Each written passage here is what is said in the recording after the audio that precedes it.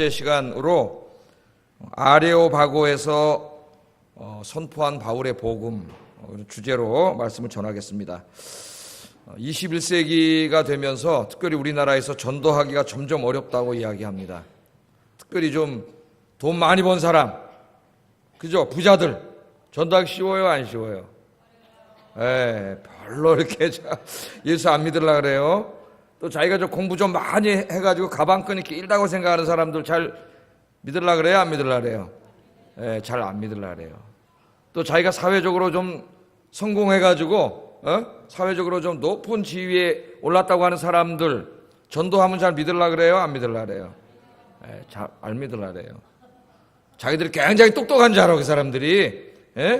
21세기에 무슨 하나님이 어딨냐고 말이죠. 자기들이 똑똑한 줄 아는데 헛똑똑이에요. 헛똑똑이. 사실은 어리석은 자입니다. 하나님 뭐라 그랬어요? 어리석은 자는 그 마음에 이르기를 하나님이 없다 하는도다. 아니, 하나님이 이렇게 살아계신데, 할렐루야, 여러분. 아니, 하나님이 이렇게 살아계신데, 이 증거가 이렇게 많은데, 자기에게 생명을 주시고, 이 세상을 창조하시고, 우주를 창조하신 하나님이 없다 그러는 사람이 그 바보지, 이게 무슨 똑똑한 사람이에요? 자기는 똑똑하다고 생각하는데, 사실은 헛똑똑이에요, 헛똑똑이. 어리석은 자들이에요.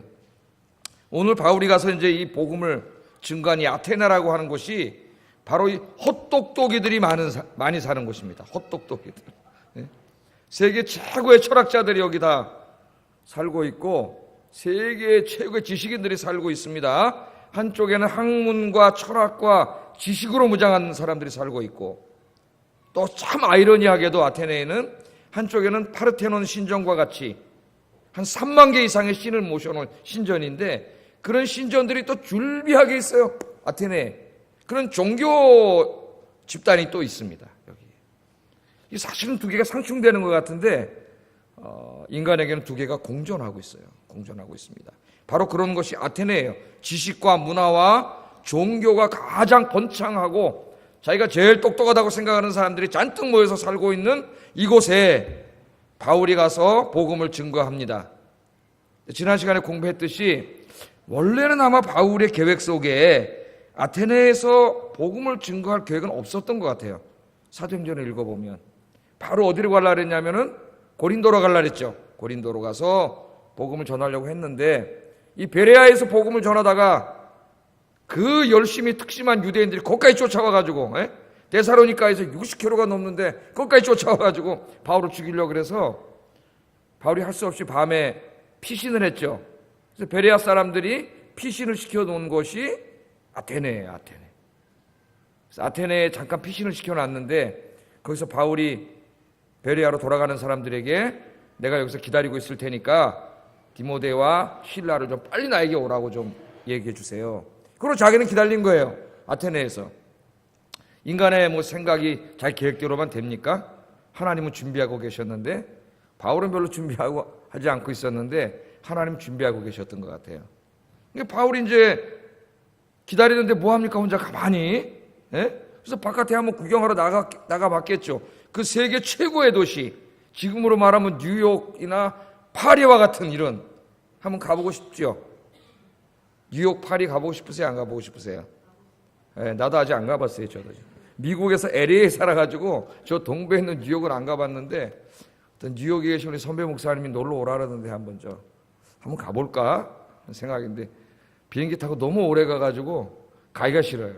15시간, 6시간 타고 가야 되니까 비행기 값도 너무 비싸고. 자, 그런 도시입니다. 이 아테네에. 나가봤더니 그냥 아테네 깜짝 놀랐어요. 철학과 지식의 도시인 그곳에 그 신전에 그냥 우상들이 그냥 너무나 많은 거지. 우상들이.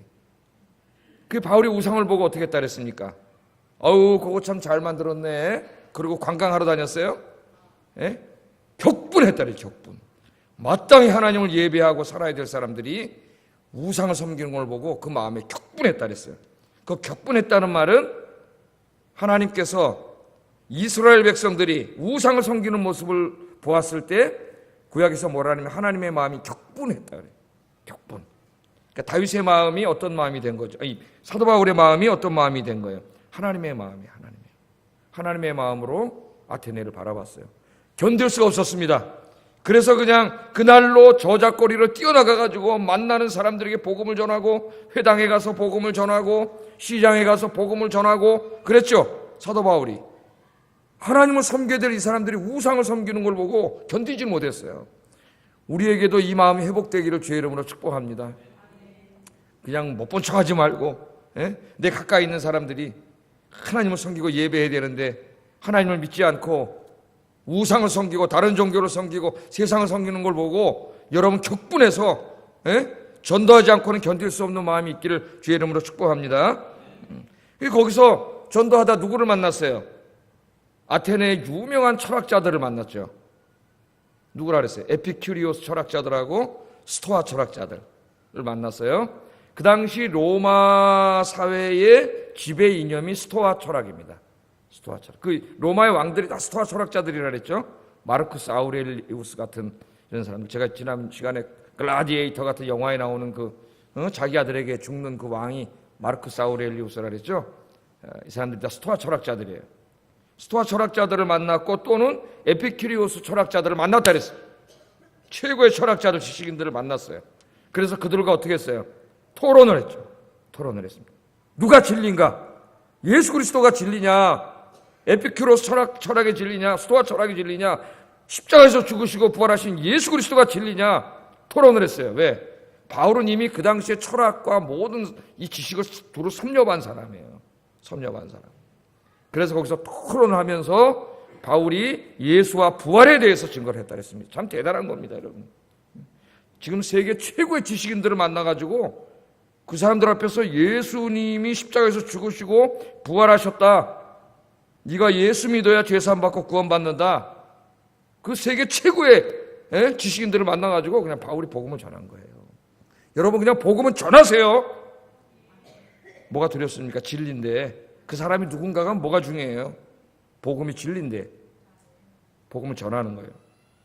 그랬더니 이 사람들이 바울의 복음을 듣고 야, 요거 세상 천지에 처음 들어보는 얘기다 이거.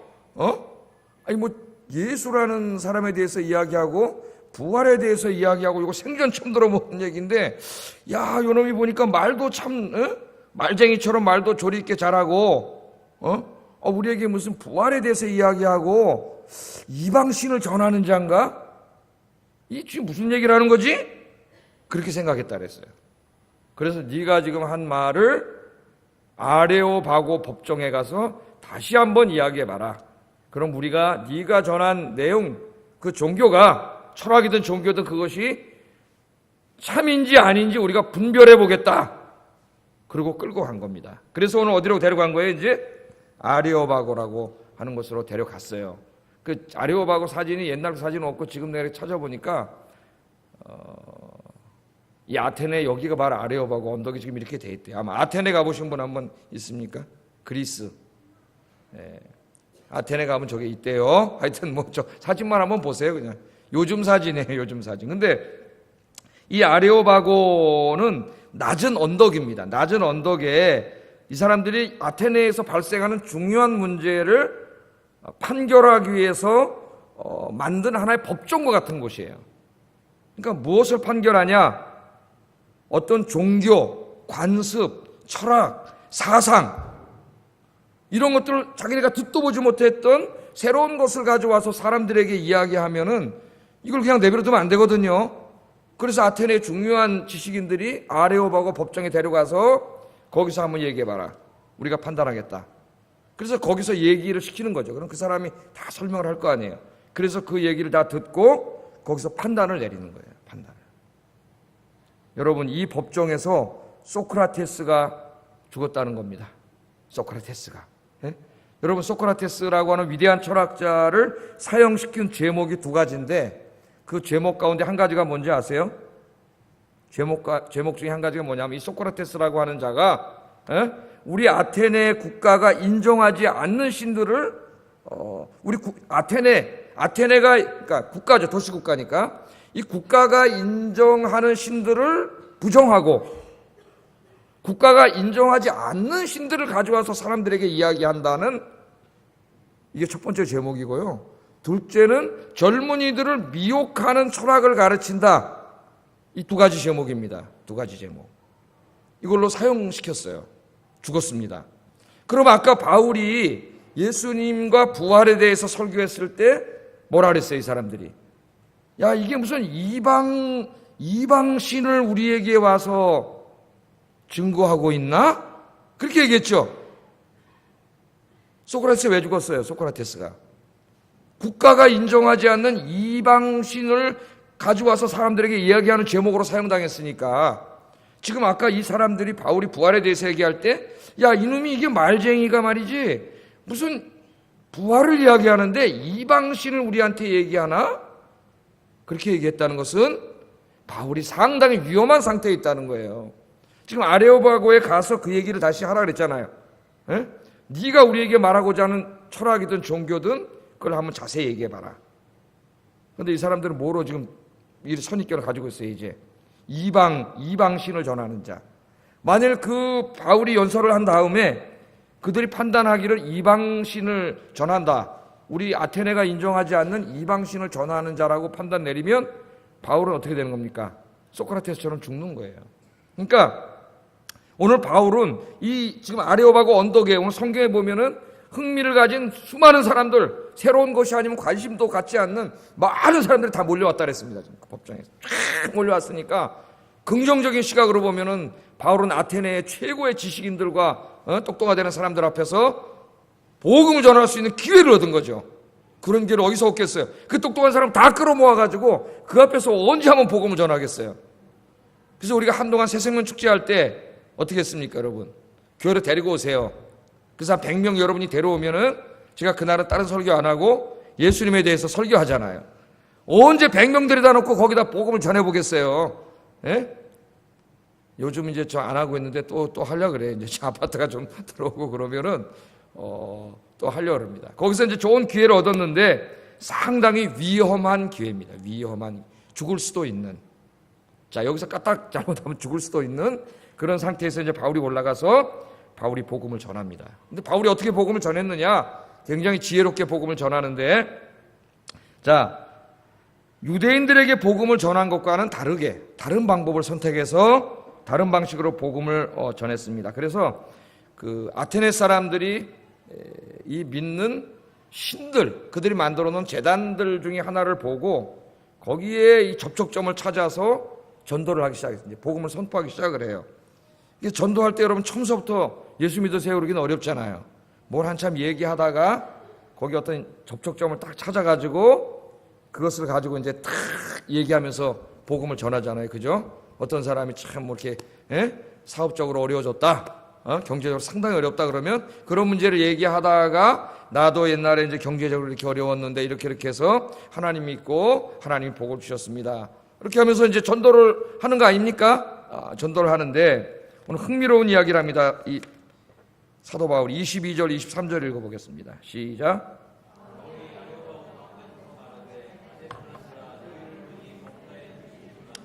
내가 두루다니며 너희가 위하는 것들을 보다가 알지 못하는 신에게라고 새긴 단도 보았으니 그런즉 너희가 알지 못하고 위하는 그것을 내가 너희에게 알게 하리라. 바울이 맨 처음에 올라가서 칭찬 아닌 칭찬을 합니다. 야, 내가 보니까 아테네 사람들 여러분들이요, 여기 지금 엄청나게 많은 사람들, 똑똑한 사람들, 철학자들, 지식인들, 새로운 종교와 철학에 관심 있는 사람들이 지금 쫙 모여 있습니다. 잘못하면 죽습니다. 지금 요 얘기 끝나고 죽을 수 있는 지금 살벌한 분위기예요. 지금 이 분위기가. 저놈 말쟁이가 뭘 얘기하나 한번 보자. 그러다 소크라테스 죽였잖아요. 그래서 그러고 있는 바로 따라서 아우 아테네 시민 여러분, 제가 여기 와서 보니까 여러분 종교심이 굉장히 많습니다. 칭찬하는 것 같지만 사실은 칭찬은 아니죠. 그런데 칭찬처럼 얘기하는 거죠. 여러분 종교심 굉장히 많습니다. 제가 여기 파르테논 신전하고 여기 쫙 신전을 돌아다 보니까 아예 어떤 곳에 한 3만 개 이상의 신을 거기서 섬기는 만신전입니다. 그게 신이 3만 개가 넘어요. 그 신전에 있는 신이 어마어마하죠. 예? 신은 몇 분 계세요? 한 분 하나님밖에 없어요. 그건 다 가짜들, 신도 아니 거짓말. 사람이 다 손으로 만들어 놓은 것에 불과하죠. 그 뒤에는 누가 역사하고 있어요? 사탄이 역사하고 있어요. 귀신이 역사하고 있다고, 귀신이. 예? 바울이 그냥 탁 전도하기 위해서 여러분 제가 파르테논 신전 이렇게 쫙 가봤더니 그냥 신들이 그렇게 많은데 여러분 종교심이 참 대단합니다. 그런데 제가 어떤 재단에 가봤더니 알지 못하는 신에게 이래가지고 거기다 써놓고 신의 이름이 없어요. 신의 이름이 뭐예요? 알지 못하는 신에게 이렇게 써놓고 거기다 제사를 지내는 거예요. 여러분 알지 못하는 신에게 그렇게 써놓고 제사를 지내는데 바울이 거기서 딱 잡은 거예요. 제가 오늘 여러분이 지금 그렇게 알고 싶어하는 그 알지 못하는 신, 그 신이 누구인가에 대해서 제가 말씀드리겠습니다. 그죠? 그러니까 얼마나 참 전도를 잘합니까 지금 그렇게 싹 접근을 하고 있어요. 자, 이 얘기는 왜 하고 있냐면은 바울보다 한 1세기 전에 살았던 사람들 중에 이 키케로라고 하는 유명한 사람이 있습니다. 이 키케로라고 하는 철학자가 이런 말을 했어요. 같이 한번 읽어보겠습니다. 시작.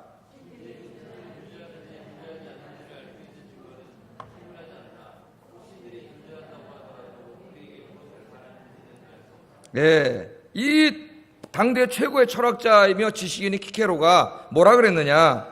신들이 존재하는지 존재하지 않는지를 알 수 없다는 거예요.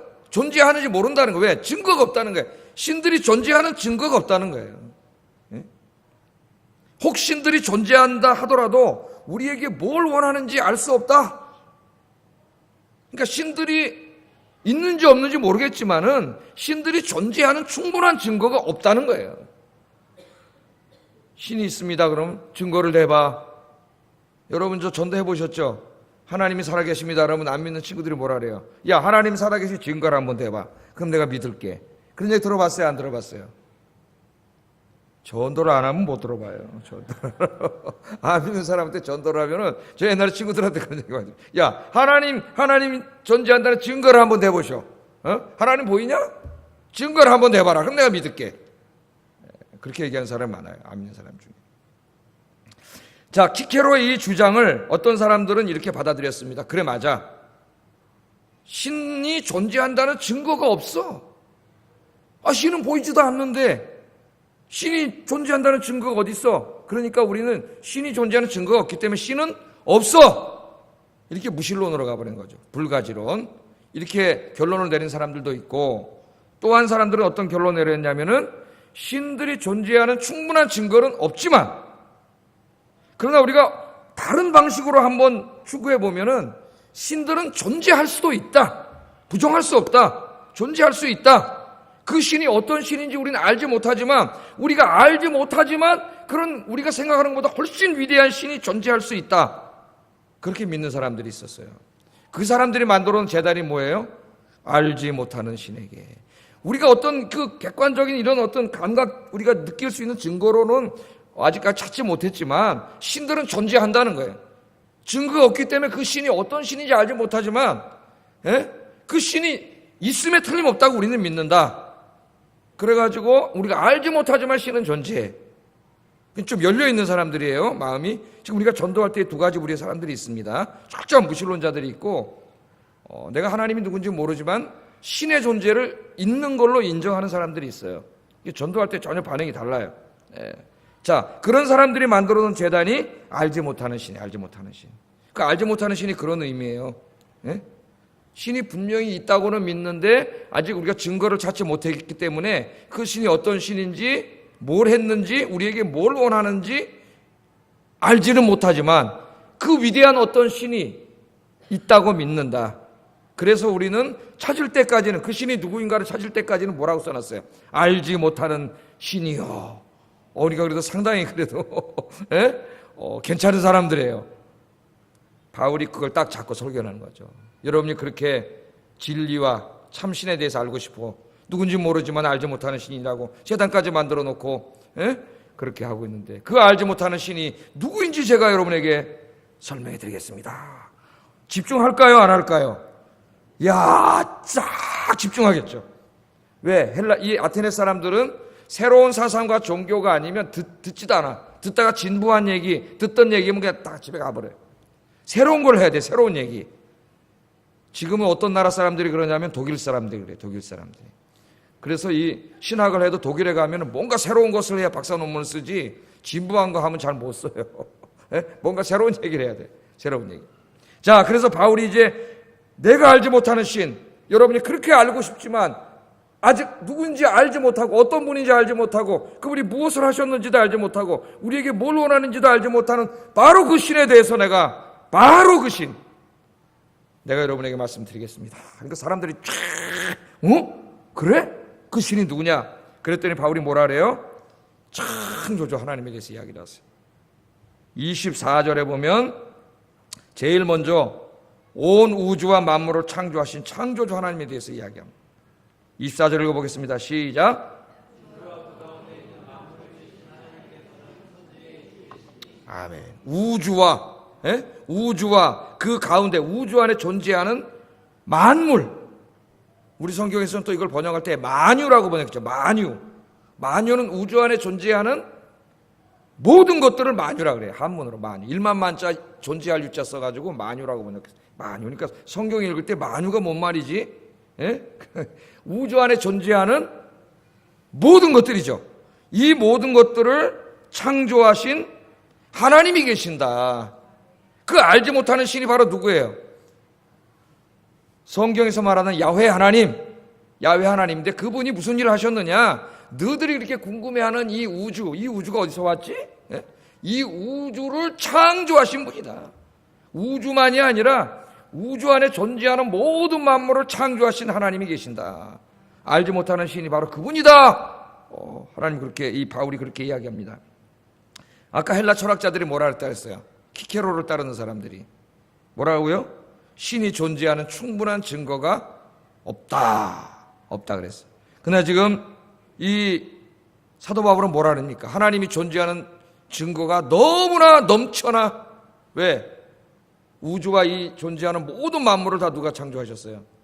하나님이 창조하셨어요. 하나님이. 여러분 이 키케로의 이 우주와 그 가운데 만물을 이 신이 존재하는 증거가 없다는 말은 20세기에 영국의 최고의 무신론 철학자인 버트란트 러셀이 2000년 만에 그대로 앵무새처럼 반복합니다. 버트란트 러셀 있죠. 최고의 무신론 철학자 아닙니까? 이 사람이 철학책을 쓰고 Why I'm not a Christian? 왜 나는 기독교인이 아닌가? 그래서 기독교 진리를 다 부정하고 이런 사람이에요. 버트란트 러셀이. 그런데 이 러셀이 이렇게 무신론을 주장하니까 하루는 어떤 사람이 러셀이란 철학자를 찾아서 물어봤대요. 여러분도 무신론자에게 가서 물어보세요 한번.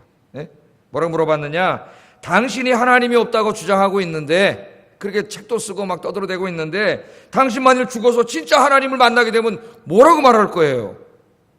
당신이 이렇게 하나님 없다고 막 떠들고 다니는데 책도 쓰고, 당신 딱 죽었는데 정말 하나님 존재하시면 어떡할 거예요?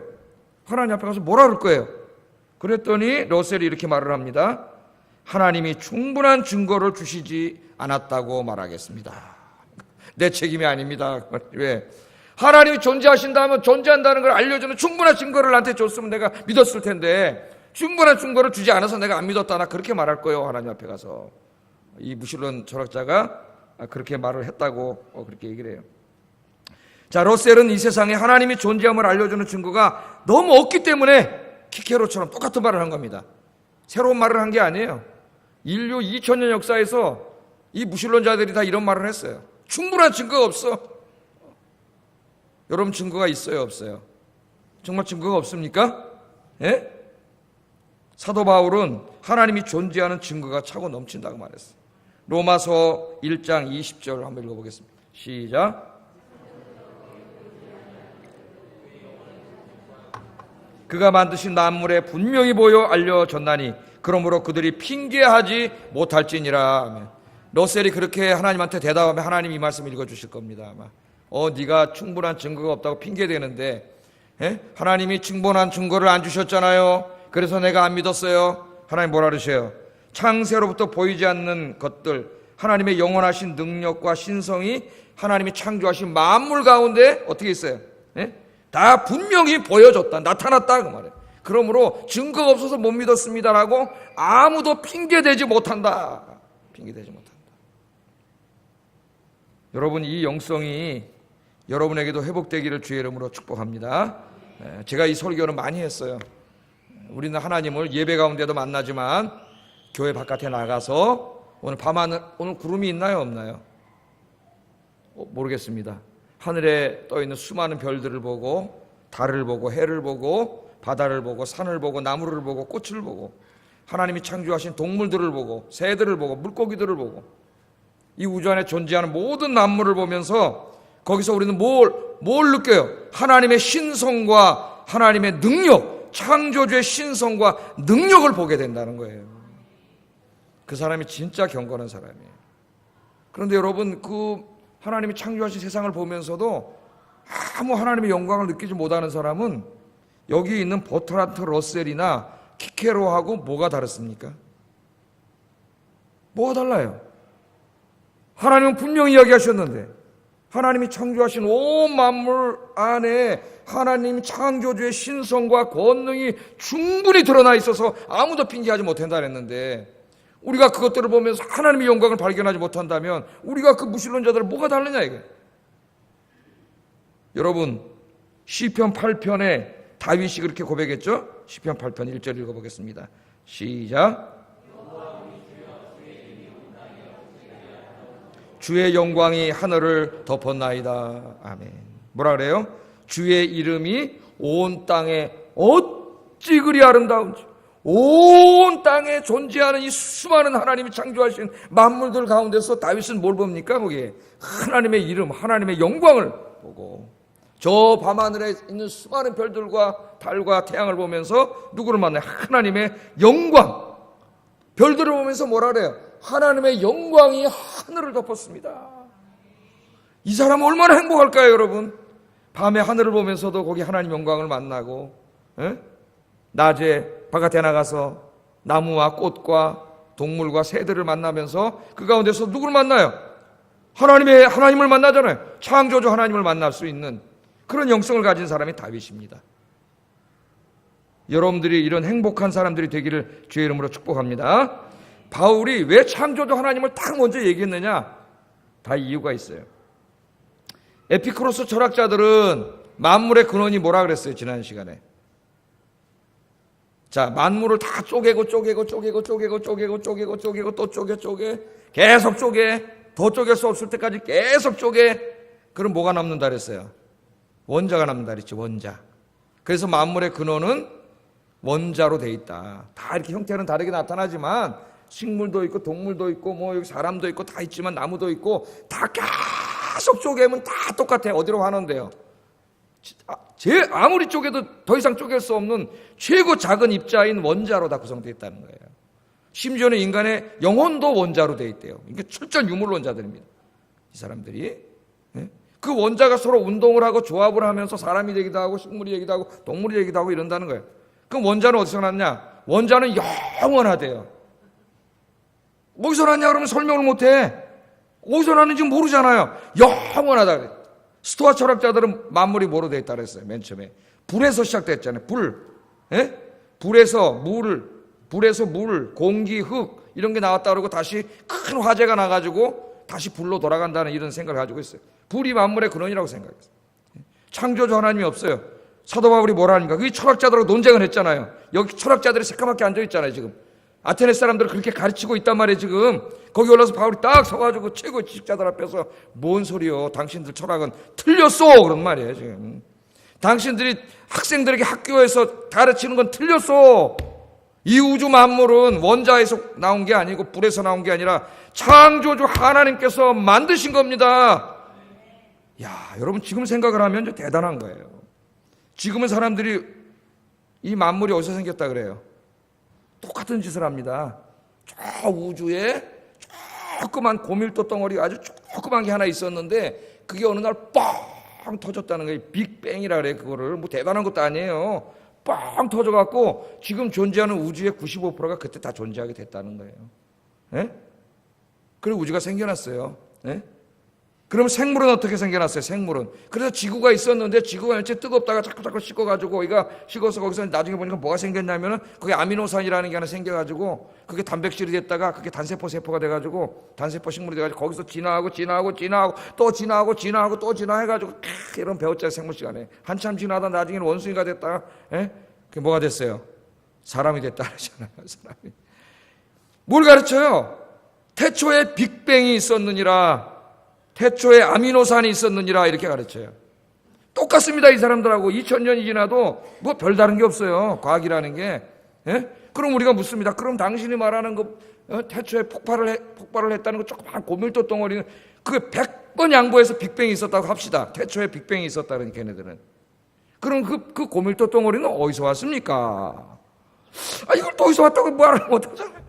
그러니까 또 그거는 뭐 어떻게 해가지고 뭐 저한테 물리학자가 아니라 잘 모르겠습니다. 책을 읽어보니까 이해는 안 되지만 그게 뭐 양자 뭐 세계는 에너지의 세계인데 뭐 읽어보니까 그래요. 무슨 말인지 잘 모르겠어요. 그 에너지 파동인데 그 에너지 파동이 어쩌고 또 그래. 그 또 묻습니다. 저 같은 사람이. 그러면 그거 알겠습니다. 그럼 그 에너지는 또 어디서 왔습니까? 그렇게 해서 자꾸 끝으로 올려봐야 뭔가는 맨 처음에 존재해야 되잖아요. 설명할 수가 없어요. 원인이 없는 결과가 어디 있습니까? 하나님의 창조를 부정할 수가 없어요. 아미노산에서 사람이 만들어졌다고? 그렇게 한번 100번 양보해서 진화론을 맞다고 한번 해봅시다. 그 뭔가 아미노산은 어디서 왔어요? 아미노산은. 그럼 어디서 왔어요? 아미노산은. 자꾸 밑으로 들어가다 보면 뭔가 최초에 존재하는 건 어디서 왔냐는 거예요.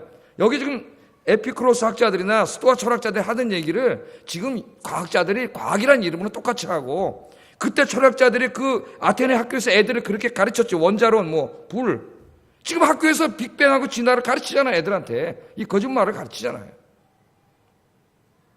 여러분 이 진화론, 빅뱅과 진화론을 믿느냐 하나님의 창조를 믿느냐 여기서 인간의 인생은 완전히 여기서 갈라지는 거예요. 완전히 갈라지는 거예요. 학교에서 그렇게 가르치고 있어요. 너무나 안타까운데 우리 아이들이 거기 가서 지금 그걸 배우고 초등학교 5학년이 되면은 교회에서 배운 것은 신화라고 생각을 하고 옛날 이야기 신화. 학교에서 배운 건 과학이니까 진리라고 생각을 해요. 그래서 제가 말했죠. 여러분의 자식들과 손주들이 초등학교 4학년, 5학년 때 흔들린다고 믿음이. 엄마들이 감지 못할 뿐입니다. 심각한 대화를 해야 돼요. 깊은 대화를. 다 흔들려가지고 우리나라 지금 연령층 중에서 우리 교회도 마찬가지지만은 가장 무신론자가 많은 복음화가 안 된 연령층이 중고등학생입니다. 청년이 아니에요. 중고등학생이에요. 그때 가서 완전히 흔들려 버려요. 아이들이. 거기서부터 무신론이 싹트기 시작하고 이걸 방치해두면 나중에 대학 가면 다 떠나버려요. 하나님. 고등학교 졸업하면 다 떠나잖아요. 지금. 저도 목사의 한 사람으로서 엄청난 책임을 느끼고 있는데 오늘 바울이 뭐라고 선언해요? 이 철학자들, 지금으로 말하면 이 진화론자들, 과학자들, 물리학자들, 생물학자들이 잔뜩 모여있는 이곳에 학교 선생님들이 잠깐 모여있는 이곳에 딱 올라가가지고 바울이 딱 서서 여러분들이 가르치는 것은 다 거짓이요 잘못된 겁니다. 이 우주와 그 안에 존재하는 만물과 인간은 하나님이 창조하셨습니다. 창조주 하나님이 계십니다. 할렐루야. 여러분들도 세상에 나가서 담대하게 선포하기를 주의 이름으로 축복합니다. 제일 중요한 게 우리 아이들이에요. 아이들. 교회 교육으로 이걸 붙들어 놔야 되는데 이게 제일 힘들어요. 우리 아이들이. 자, 이렇게 헬라 철학의 모든 지식 체계를 그냥 한 방에 그냥 공격해 버린 거예요. 바울이. 창조주 하나님이 창조하셨습니다. 우리가 이렇게 선언하면 우리는 학교에서 가르치는 모든 학문을 그 진리체계를 부정해 버리는 거예요. 기독교가. 하나님이 계신데 안 계시다 그러잖아요. 하나님 창조하셨는데 빅뱅으로 생겼고 진화했다 그러잖아요. 애들한테. 시험 보잖아요. 진짜 그래서 옛날에 어떤 교회 잘 댕긴 애들은 생물 시간이나 물리 시간에 고민하는 애들도 봤어요. 이거 분명히 가짜인데 점수를 따려니까 써야 돼. 답안지를. 진짜 믿음이 좋은 애들이. 나머지 애들은 아무 생각도 없이 그냥 막 이러지만은 진짜 좋은 머리가 좋은 애들이 믿음 좋은 애들이 고민을 한단 말이죠. 고민. 하나님은 창조주 하나님이십니다. 온 세상을 창조하신 하나님이에요. 그래서 우리는 하나님이 창조하신 만물을 통해 하나님의 영광을 보고, 그죠? 하나님이 없다고 생각하는 사람들, 진화했다고, 빅뱅했다고 믿는 사람 대부분 이 세상에 나가서 우리가 전해야 될 가장 중요한 메시지가 뭐냐면 하나님이 세상을 창조하셨다는 메시지예요, 여러분. 하나님이 세상을 창조하지 않았다면은 그 다음에 예수님도 다 나머지 의미가 없는 겁니다, 여러분. 그래서 이 기독교 교육에 제일 중요한 게 이 창조에 대해서 가르치는 거예요. 근데 자꾸 이게 죄론에서부터 시작하는 게 문제예요. 물론 그렇게 가르칠 수도 있겠지만은 창조 굉장히 중요한 거예요. 자, 두 번째 창조주 하나님에 대해서 얘기한 다음에 바울은 또 이렇게 얘기합니다. 24절 하반절 읽어보겠습니다. 시작. 아멘.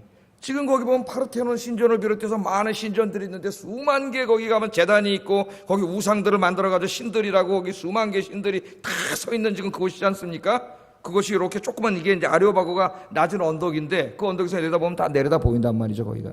예? 그걸 보면서 하나님이 창조하셨기 때문에 하나님은 천지에, 여기 천지라는 말은 이제 이거 히브리 말이에요. 히브리적인 개념. 아까는 뭐라 그랬어요? 우주라 그랬죠? 24절 앞에는 우주는 코스모스라는 말을 번역한 거예요. 코스모스. 어떤 성경은 세상이라고 번역하기도 했습니다. 코스모스. 히브리어에는 이 코스모스라는 말이 없어요. 우주라는 말이 없기 때문에 항상 우주를 말할 때는 천지라 그래요. 태초에 하나님이 천지를 창조하시니라. 바라 엘로힘, 예? 바라 엘로힘 하 샤마임 베하 예레츠. 이렇게 한단 말이죠. 우주라는 말이 없기 때문에, 그러니까 여기 천지라는 말은 같은 말이에요. 하나님께서는 이 온 우주의 주님이십니다. 그 말, 주님이십니다. 온 우주 만물의 하나님께서는 주님이시에요. 이 우주 만물을 창조하신 그 하나님이신데 여러분은 지금 신이 어디 있다고 믿고 있어요? 저 신전을 져놓고 인간이 벽돌 갖다가 신전 져놓고 거기에 신이 있다고 지금 거기에 신을 섬기고 있잖아요. 그러니까 지금 바울이 그걸 정면으로 부인하는 거죠. 하나님은 천지의 주님이시기 때문에 여러분이 손으로 지으신 저 전에 계시지 않습니다. 계시지 않습니다. 바울이 그렇게 말하는 겁니다. 이방 신전을 바라보면서 그렇게 말하는 거예요. 하나님은 누구예요? 우주를 창조하신 광대하시고 크신 하나님, 우주도 하나님의 손바닥에 먼지도 안 되는 하나님인데 그 우주 안에 먼지도 안 되는 지구 안에 저기 그리스 아테네 사람들이 지은 정말 먼지에 먼지도 안 되는 그 조그만 벽돌집 안에 거기에 무슨 신이 있냐 이거야. 하나님이 그럼 맨날 거기 가서 제사 지내고 그 신이라고 그걸 섬기고 사느냐 이거야. 하나님은 그런 분이 아니라는 거예요. 하나님은 우주를 창조하신 광대하신 하나님이기 때문에 인간이 지금 조그만 집 안에 있지 않습니다. 바울이 그렇게 말을 이야기합니다. 바울은 이방 신전을 바라보면서 모든 이방 종교를 부정하는 설교를 하려고 이 말을 했어요. 그러나 저는 오히려 이 말을 오늘 21세기 우리 한국교회가 더 귀담아 들어야 된다고 생각합니다.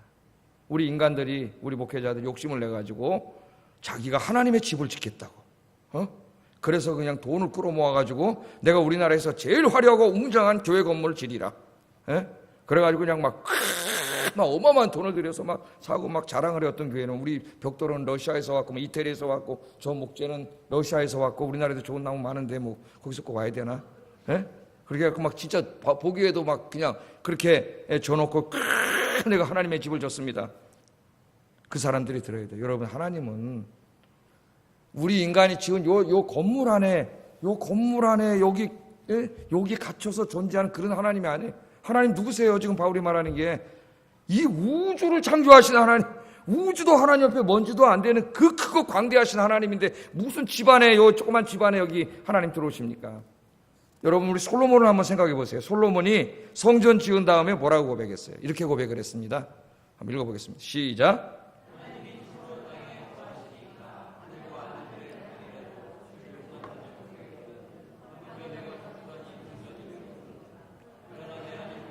주의 종의 기도와 간구를 들어보시며 이 종이 오늘 주 앞에서 부르짖음과 비는 기도를 들으시옵소서. 이 솔로몬의 믿음을 보시라고요. 그 어마어마한 성전을 져놓고 뭐라 그래요? 하나님이 참으로 땅에 거하시리까 하늘과 하늘들의 하늘이라도 주를 용납하지 못하겠거든. 이게 그 고백 아닙니까? 바로 성전을 졌어요. 보통 성전을 놓고 교만해가지고 하나님 이 성전 내가 하나님의 집을 졌습니다. 교만한 중세그 모든 교황들이 다 그렇게 교만을 떨었는데 오늘 솔로몬은 뭐라 그래요? 내가 성전을 졌는데 이 지구 땅 전부도 하나님 계시지 못할 뿐만 아니라 하늘들 온 우주도 다 하나님을 감당하지 못해. 하나님, 크신 하나님이 우주를 만드신 분인데, 하물며 내가 벽돌로 지은 요 조그마한 성전 안에 무슨 여기 하나님의 집이라고 내가 적겠습니까? 그러잖아요. 그 고백이에요. 그러면서 뭐라 그래? 그러나 하나님 여호와여, 주의 종이 이곳에 주님을 예배하고 기도할 때에 내 기도를 들어주세요. 그렇게 고백했어요, 솔로몬이. 하나님을 예배하고 기도하기 위해서는 예배당이 필요합니다. 기도의 초소가. 그래서 이 예배당이 중요한 게 아니고, 이거 예배당, 저는 예배당을 아름답고 깨끗하게 져야 된다고 생각해요. 그러나 그걸 너무 화려하고 비싸고 뭐 이렇게 질 필요는 없어요. 그러나 깨끗하고 아름답게 져야 된다고 생각합니다. 그러나 그 예배당이 하나님을 어디 여기 하나님을, 하나님 여기 어떻게 하나님 여기다 다 모셔요. 인간이 지은 조그만 집에 우주를 창조하신 하나님이 예배당을 짓고, 그 예배당을 지은 성도들이 겸손하게 솔로몬처럼 무릎 꿇고 성전에 와서 하나님 예배하고 기도할 때에 하나님이 그곳에 찾아오시는 거예요. 임재해 주시는 거예요. 우리가 하나님의 집을 졌으니 하나님 여기 사세요가 아니고 하나님이 찾아오실 은혜입니다. 은혜. 지금 솔로몬이 은혜를 구하잖아요. 교만한 게 아니라. 여기 와서 예배하고 기도할 때에 하나님 우리 예배를 받으시고 우리 기도를 들어주세요. 그러면서 이제 유명한 솔로몬의 기도가 쫙 나옵니다. 전쟁이 일어났을 때 우리가 여기 와서 기도하면 그 전쟁에서 이기게 하시고, 가뭄이 들어서 이 땅에 와서 기도하면 그 가뭄으로부터 우리를 구원해 주시고, 질병이 퍼져가지고 사람들이 죽을 때 이곳에서 기도하면 우리에게 강건함을 주시고, 그죠? 그 유명한 솔로몬의 기도가 쫙 나와요. 여러분도 그렇게 기도하세요. 이 교회를 위해서. 그러나 이 교회가 무슨 하나님을 담는, 하나님 우주를 창조하신 하나님인데 우리 늘 겸손하게, 주님, 우리 보잘것없는 우리 아형교회지만은 진실하게 주님을 섬기고 기도하는 이곳에 임재하여 주시옵소서. 그렇게 기도하세요. 그럼 하나님 찾아오세요. 임재하세요. 그곳에 함께하세요. 그런 의미에서 우리는 교회를 하나님의 집이라고 할 수 있어요. 그런 의미. 내가 하나님이 구하는 집을 만드는 게, 그건 교만한 자예요. 우리 목사들이 들어야 됩니다. 그래서 진실한 건, 더 중요한 건 뭐냐? 너희가 두세 사람이 내 이름으로 모여서 기도하고 예배하는 곳에 하나님이 임재한다고 했으니 건물보다 더 중요한 건 우리의 진실된 마음이에요. 솔로몬과 같은 바로 겸손한 마음. 우리가 그렇게 예배드리면, 그렇게 기도하면 하나님이 이곳에 함께 하십니다. 이곳이 하나님의 집이 됩니다. 하나님의 영광이 임하는 곳이 됩니다. 우리 교회가 그렇게 되기를 주의 이름으로 축복합니다. 세 번째, 알지 못하는 신은 하나님인데 창조주 하나님이고, 그죠? 창조주 하나님이기 때문에 온 우주 만물의 주님이시고, 그 다음에 세 번째 뭐라 그래요? 바로 여러분들에게 생명을 주시고 여러분이 먹고 사는 모든 것을 공급해 주시는 분이 하나님이십니다. 그렇게 말해. 25절 읽어보겠습니다. 시작.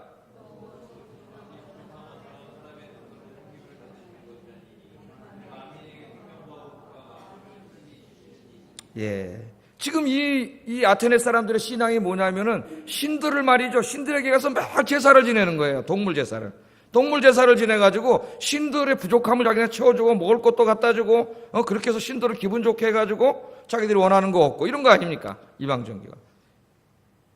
하나님은 그런 하나님이 아니다. 사도 바울이 그런 종교를 비난하면서, 하나님은 부족한 것이 없는 분이에요. 우리가 뭘 하나님한테 갖다 드리고 그래서 하나님이 필요해가지고 우리 걸 받아서 쓰고 그런 분이 아니라는 거예요. 하나님은 뭐예요? 사람의 손으로 섬김을 받는 것이 아니니 이는 만민에게, 세상 모든 사람들에게 생명과 호흡과 만물, 우리 인간이 살아가는데 필요한 모든 만물이죠. 그것들을 다 주시는 분이지. 하나님이 뭘 하나님이 부족해가지고 내가 갖다 헌금도 내면 하나님 헌금 받고 헌금으로 삽니까? 하나님은 하나님이세요. 우리에게 생명을 주시는 하나님. 그러니까 하나님은 그런 방식으로 섬기는 게 아니라는 거예요. 우리는 하나님으로부터 생명을 받은 분이고, 그죠? 하나님 우리에게 모든 걸 공급해 주셨어요. 우리는 어떻게? 늘 하나님 앞에 모여서 감사의 찬양을 드리는 거죠. 감사의 찬양. 그렇게 하나님을 예배해야 된다. 그렇게 이야기하고 있습니다. 여러분, 우리는 여기서도 중요한 걸 깨달아요. 우리에게 생명을 주시고 일용할 양식을 주시는 분은 하나님이세요. 하나님. 여러분이 아무리 오래 살라고 발버둥 쳐도 하나님이 오늘 밤 데려가기로 작정하시면 오늘 밤 어떻게 돼요? 굿바이 해야 됩니다. 굿바이. It's time to say goodbye. 그런 노래도 있어요. 작별의 시간이에요. 가야 돼요. 아니 내가 뭐 그냥 오래 살려고 별거 다 먹고 그냥 막 해도 하나님 데려가면 데려가는 거예요. 예? 또 하나님이 살려주시면 오래 사는 거예요. 그러니까 이건 누구의 전적으로 생명은 누구에게 달렸어요? 하나님께 달렸어요. 하나님 믿고 사세요. 우리가 그렇게 세상에서 잘 되려고 발버둥 친다고 다 잘 되는 게 아니에요. 일용할 양식, 필요한 모든 것들도 다 누가 주세요? 다 하나님 주시는 줄로 믿습니다.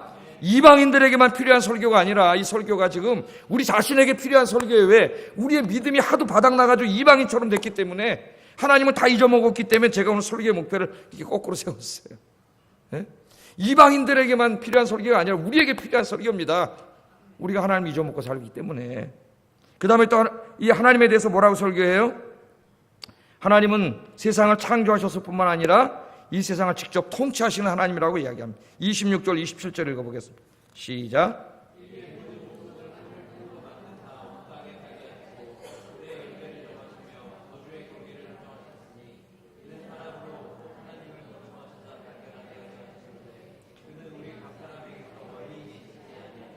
아멘. 자, 하나님께서는 창조하신 다음에 어떻게 하셨어요? 이 땅에 존재하는 모든 인류의 모든 족속을 창조하셨고 그 민족들의 흥망성쇠의 연대를 다 하나님 정하셨다 그래요. 어떤 나라가 뭐 몇백 년 있다 망하고 이런 역사를 보면 다 있잖아요. 예? 그걸 다 하나님이 정하셨어요. 하나님. 그것도 다 그냥 정하시고 나라들의 경계도 하나님이 정해주셨고 하나님께서 다 그렇게 하신 거니까 창조한 다음에 하나님 무관심한 게 아니라 지금도 세밀하게 개입하셔서 인간의 역사와 세상의 운행을 여러분의 개인의 이 인생도 하나님이 다 주관하고 계신다는 거예요. 세밀하게. 제가 신명기 강의할 때 하나님은 세밀하게 우리 인생을 주관하신다는 거예요. 엄마처럼요. 엄마가 자식 돌봐주는 것처럼 세밀하게 다 주관하셔요. 에피크로스 철학자들은 뭐라고 가르쳤다 그랬어요? 신은 인간사에 개입하지 않는다. 지금 그렇게 가르치는 데가 저 유럽이라 그랬죠? 무신론자들, 그 다음에 유신론자들도 하나님은 세상을 창조하셨지만 관여하지는 않는다. 그게 유명한 디이즘, 이신론이에요. 이신론. 스토아 철학자들은 범신론이라 그랬죠? 에? 이 땅을 통치하고 이끌어가고 구원한 하나님이 없어. 그냥 그 자연의 일부, 자연이에요. 그냥 자연이 하나님, 자연의 정신이 신이에요. 그 스토아 철학자들, 그 헬라를 지배하던 사상이에요. 에? 범신론이야. 거기는 불교나 힌두교랑 비슷하다 그랬어요. 그거는 뭐라 그래요? 그렇지 않다 그러잖아요, 바울이. 하나님은 창조하셨고 뿐만 아니라 이 우주 만물을 운행하고 계시고, 에? 인간의 역사도 하나님이 다 경계를 정하고 연한도 정해놓고 개인의 삶도 하나님이 세밀하게 다 통치하고 계신다는 거예요. 할렐루야. 여러분 이것을 믿으면은 불안과 걱정과 염려가 싹 사라집니다. 여러분 하나님이 우주를 내버려 두면은요, 별들이 돌아다니다가 소행성이 충돌해갖고 다 우주 금방 다 부서져요. 아십니까? 예? 지구가 돌다가 조금만 기울기가 이렇게 잘못 나가도 그냥 다 죽어요. 우리 해일 일어나서 죽고 추워서 죽고 불타 죽고 다 죽어요. 그런데 하나님이 다 운행하고 계시기 때문에 지금까지 아무 일 없잖아요. 예? 오늘 밤 여러분 주무시고 일어나시면 또 해가 싹 뜨지. 해가 뜨다 안 뜨고 딱 해가 뜨는 건 알지. 사실 지구가 도는 거죠. 지구가 안 돌면 어떻게 돼요? 중력이 없어져서 다 날아가 하늘로. 여러분 공존 자전 안 하면 중력이 없어져서 그냥 하늘로 어떻게 돼요? 지금 여러분 이렇게 서 있는 것 같죠? 저 우주에서 보면 거꾸로 매달려 있는 거예요. 이렇게 지금 공중에. 알고 계십니까? 중력이 없으면 다 날아가는 거예요. 짤 가는 거예요. 다 하나님이 지켜주세요. 어떤 사람들은 그러잖아요. 소행성 충돌로 지구는 멸망할 거다. 그런 일이 안 벌어집니다. 하나님이 다 또 태양에서 막 다 이 막이 거쳐져 가지고 적외선이 오고 자외선이 와가지고 다 죽는다는데 그런 일이 안 벌어집니다. 예, 하나님이 살아계세요. 하나님이 다 운행하세요. 인간의 역사도 하나님 운행하시고 여러분의 개인의 삶도 머리털 하나까지 하나님 다 세시고 하나님이 지켜주시는 줄로 믿습니다. 예, 설교를 제가 하고 있는데 보니까 힘들어가지고 지금 힘들어하시는 것 같아요. 자, 그 마지막으로 하나만 얘기하겠어요. 하나님은 이제 진짜 중요한 복음을 전하는 거예요. 이렇게 하나님에 대해서 다 얘기하면서 헬라인들의 철학과 사상과 그들이 학교에서 가르치는 모든 지식체계를 다 지금 부정하고 있습니다. 사도 바울이. 예? 그러면서 이제 마지막으로 뭐냐면 하나님에 대해서 얘기하는데 하나님은 심판하시는 하나님, 구원하시는 하나님이에요. 여러분들이 이제까지는 알지 못해서 저렇게 신전을 지어놓고 거기다 사람의 손으로 돌멩이로 금으로 은으로 우상 만들어 놓고 수만 개 우상을 만들어 놓고 그 신이라고 섬기는 저 죄들 지금까지 알지 못해서 그런 거기 때문에, 무지해서 그런 거기 때문에, 오죽하면 알지 못하는 신에게 그렇게 했겠어요? 하나님 뭘 어떻게 하셨다고요? 30절에 알지 못하던 시대에는 하나님이 간과하셨어요. 좀 봐주셨어요. 그러나 이제는 안 된다는 거예요. 이제는 왜? 이제는 하나님께서 이 죄인들을 구원하시기 위해서 외아들을 보내셨기 때문에 이제는 안 된다는 거예요. 그 우상을 섬기고 그렇게 살면은 하나님의 심판이 임해요. 심판을 받아서 다 죽어요. 어떤 면에서는 스토아 철학자들이 다 그냥 불로 심판해갖고 멸망한다는, 불이 나가지고 멸망한다는 말이 어쩌면 약간 희미한 진리의 빛이 보여요. 왜? 유황불 심판이 있잖아요. 그러니까 조금은 희미하게는 좀 알고 있었어. 그 사람들이. 하나님의 심판으로 다 죽어요. 그래서 하나님께서 이제 누구를 전하는 겁니까? 그래서 하나님께서 외아들 예수님을 보내주시고, 여기 다 자세히 나오진 않았지만 여러분, 이 누가는 바울의 설교를 연설을 축약해서 놓은 것이지 다 쓴 건 아닙니다. 바울이 올라가서 여기 한 3분 연설하고 내려왔을까요? 이거 읽는데 한 3분이면 다 읽는데? 아니죠. 많이 했겠죠. 축약해서 써놓은 거예요. 그 내용이 다 들어가 있는 거예요. 외아들 예수님을 보내주셔서 그분이 여러분 죄, 이 우상 섬기고 산 이 죄악들, 지옥 갈 죄악들인데 다 그 하나님의 아들이 대신 십자가에서 짊어지시고 죽으셔서 죄를 다 사해 주셨습니다. 그리고 3일 만에 뭐라 할때 이제 부활 얘기하잖아요. 부활하셨습니다. 부활하셨습니다. 이제는 내가 여러분에게 와서 이 예수님을 선포했기 때문에 이제는 여러분이 더 이상 여러분의 죄를 하나님이 간과하지 않으셔요. 왜? 이제는 알려주셨잖아요. 구원의 길을 알려주셨잖아요. 그러니까 예수 그리스도를 믿고 여러분 구원받으십시오. 그렇게 바울이 전한 거예요. 헬라인들은 부활도 안 믿었고, 또 성육신 믿을 수가 없습니다. 왜? 헬라인들은 물질 세계를 악하다고 봤기 때문에 하나님이 인간의 이 물질인 인간의 몸을 입고 여기 땅에 왔다는 걸 도저히 받아들일 수 없어요.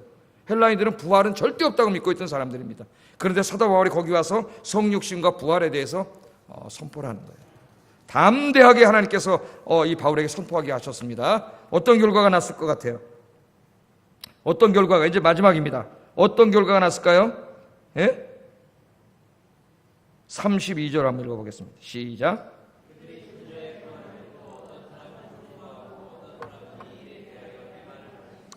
사도 바울이 막 창조, 알지 못하는 신에 대해서 말하겠습니다. 그러면서 그 알지 못하는 신은 야훼 하나님인데 그분이 세상을 다 창조하셨습니다. 원자에서 생긴 게 아닙니다. 불에서 생긴 게 아닙니다. 하나님이 창조하셨습니다.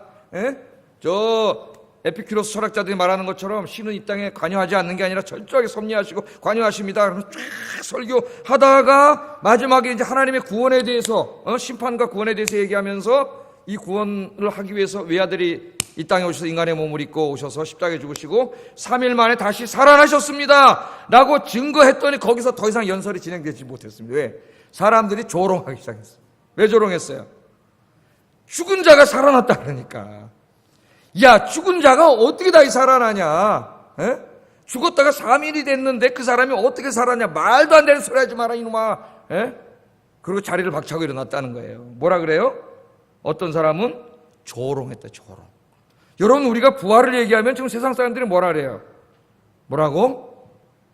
다시 살아난다고? 우리 아버지 어머니 화장했는데? 저 강에다 갖다 뿌렸는데? 어떻게 다시 살아나냐? 말이 되는 소리를 해라. 여러분 그렇게 얘기하잖아요. 안 믿어요. 조롱해요. 바보 같은 사람들이에요. 하나님이 흙으로 사람을 만들었잖아요. 생기를 불어넣으셨잖아요. 그 화장에서 그 뿌린 재, 그걸 가지고 하나님이 새로운 부활의 몸을 만드세요. 다른 걸로 만드는 게 아니에요. 여러분 그 태운, 내 몸을 태웠으면 이 태운이 재로 만드는 거예요. 하나님 다시. 태초는 흙으로 만들었죠. 영광스러운 몸으로 다시 만들어주시는 거예요. 부활에 대해서 얘기하니까 조롱하기 시작했어요. 21세기도 마찬가지입니다. 그러나 우리 기독교는 부활의 종교예요. 부활의 종교. 그래서 제가 그냥 장례식 갈 때마다 그냥 얘기하잖아요. 부활한다고 얘기하잖아요. 어떤 사람은 조롱했고, 그래도 조금 이렇게 좀 젠틀한 사람들은 뭐라 그랬어요? 이 일에 대하여 내 말을 다시 듣겠다. 그 말은 말도 안 되지만 조롱은 안 하고, 그래도 좀 이렇게 품성이 좋은 사람이라서, 아이고 말도 안 되는 소리, 그래 다음에 다시 한번 듣겠습니다. 그리고 같이만 다 조롱하는 거나 마찬가지죠. 부활을 얘기했더니, 여러분 우리 기독교는 무슨 종교입니까? 부활의 종교예요. 부활의 종교. 부활이 없다면은 부활을 절대 얘기하지 않았을 겁니다. 누가 기독교를 만든 사람이. 왜? 아무도 믿을 수가 없는 얘기예요. 죽어서 다 흙으로 돌아가서 없어졌는데 어떻게 부활을 해요? 제가 이제 하여튼 저보다 연세가 많은 분이 있기 때문에 죄송합니다만은 저도 이제 나이가 한 살 한 살 먹어가면서 떠날 기약이 얼마 안 남았구나 그런 생각, 죽음에 대해서 이렇게 생각하면 부활이 없다면은 인생이 너무 허무한 거야 이게. 예? 좀 있으면 죽잖아요. 그럼 내가 지금까지 하는 이 모든 게 다 뭐야 이거 아무 의미가 없더라고. 거기서 여러분이 생각해보니까 우울도 생기고 불안도 생기고 다 여기서 생기더라고요. 죽는다는 관점에서 바라보면 아무 의미가 없어요. 여기서 하는 짓이. 내가 아무리 돈을 많이 벌고 뭐 지식을 많이 쌓고 뭐해 좀 이따 죽는데 죽으면 없어지는데. 예? 그런데 여러분 이것으로 끝나는 게 아니라 부활이 있는 줄로 믿습니다. 여러분 기도하세요. 부활에 대한 신앙을 갖게 해달라고. 그냥 부활 나 믿어 그 정도가 아니라 부활이 나의 인생을 지배하게 해주세요. 그러면 여러분 거기서 죽음에 대한 두려움에서 벗어나면서 죽음에 대해 두려움에서 벗어나면 불안이 없어지고 우울이 없어집니다. 인생의 생기가 돋아나요. 생명 돋아나요. 제가 이렇게 체험하면서 느끼는 것은 모든 정신적인 고통의 근원이 죽음에 있다고 봐요. 죽음에 대한 두려움. 거기서 다 생겨나는 게 아닌가 저는 그렇게 생각합니다. 그러므로 우리가 부활신앙을 정말 확실히 갖게 되면 그냥 아는 정도가 아니라 내가 오늘 죽어도 다시 부활하여 영생을 얻고 천국에서 영원히 살 줄로 믿고 그런 믿음 누가 가졌어요? 순교자들이 가졌죠. 순교자들이 그 믿음이 없었다면 어떻게 순교했겠어요? 예? 그 믿음이 있기 때문에 순교한 거예요. 이 땅은 잠깐이고 내가 여기서 목 잘려 죽어 죽지만은 그래서 뭐 불에 태워져서 없어지고 뭐 땅에 묻혀서 흙으로 돌아가겠지만 하나님께서 이것을 가지고 다시 영원한 부활의 몸을 만들어 주실 것을 믿기 때문에 순교한 거지. 생명 한 번밖에 없는데 어떻게 순교를 합니까 여러분?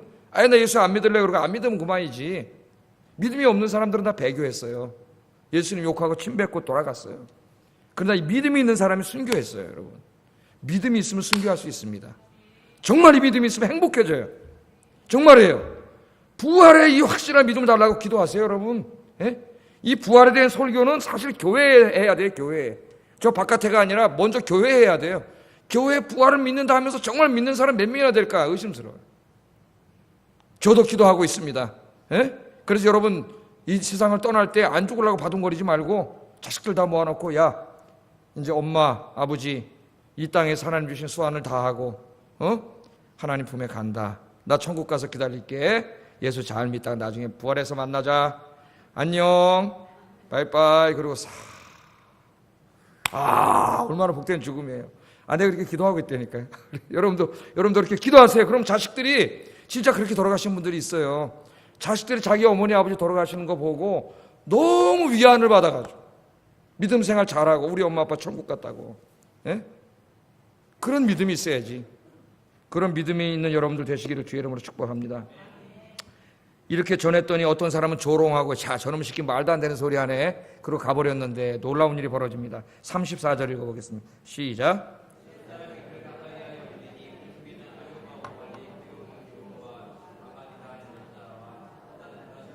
아멘. 몇 사람이 다 조롱하고 가버린 줄 알았더니 그 바울의 자기들이 이때까지 믿어왔던 철학체계, 사상체계, 종교체계를 완전히 다 뒤집어 엎으면서 창조주 하나님과 심판의 하나님, 구원의 하나님, 부활하신 주님에 대해서 바울이 설교했어요. 한 번도 들어보지 못했던, 자기가 이때까지 살아오던 평생을 부정하는 말입니다. 복음이. 그런데 놀라웠게도 이 복음을 듣고 많은 사람은 아니었어요. 다른 데서는 많은 사람이 돌아왔는데 아테네에서는 소수의 사람만 돌아와요. 이 복음을 듣고 예수를 믿게 됐습니다. 몇 사람이 믿었다 그랬어요. 몇 사람. 이 사를 들으니까 이제 눈물이 나는 얘기입니다, 여러분. 여러분 그냥 이야기하세요. 복음에 대해서. 십자가와 부활의 복음에 대해서 이야기하세요. 다른 지역처럼 큰 열매는 아테네에서는 없었지만 소수의 사람들이 바울이 전한 복음을 듣고 예수님을 믿는 역사가 일어났습니다. 복음은 하나님의 능력인 줄로 믿습니다. 두 사람의 이름이 실명으로 언급되는데 한 사람은 디오누시오, 한 사람은 여자입니다. 다말이라고 하는 여인입니다. 나중에 디오누시오는 이 아테네의 교회의 첫 주교가 됐다 그래요. 주교가. 그리고 이 아레오바고 법정의 회원이었습니다. 이 당시에. 그러니까 뭐 최고의 철학자요 지식인이었는데 그 말도 안 되는 예수님이 당신을 위해 죽으시고 부활하셔서 예수 믿으면 구원받는다고 하는 이 말도 안 되는 철학 헬라의 지식인들이 듣기에 말도 안 되는 이 부활에 대한 이야기를 듣고 이 사람이 예수 믿고 구원받아서 아테네 교회 첫 주교가 됐다는 거예요. 할렐루야. 여러분, 우리가 복음을 전할 때 복음이 잘 안 들어가는 곳이 있습니다. 안 들어가는 곳이 있어요. 전도하기가 어렵고 목회하기가 어려운 지역이 있습니다. 그런 적들이 있어요.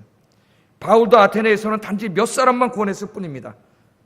철학과 신전의 도시 아덴은 전도하기가 쉽지 않은 곳이었어요. 바울이 가서 전도했는데도 몇 사람밖에 돌아오지 않았어요. 이곳에.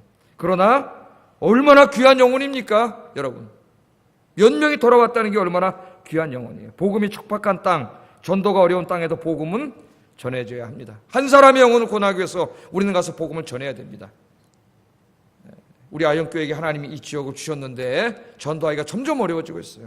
근데 바울처럼 십자가와 부활의 복음으로 무장하고 담대하게 복음을 증거해서 여러분 한 영혼이라도 구원하는 저와 여러분 되기를 주의 이름으로 축복합니다. 기도하겠습니다.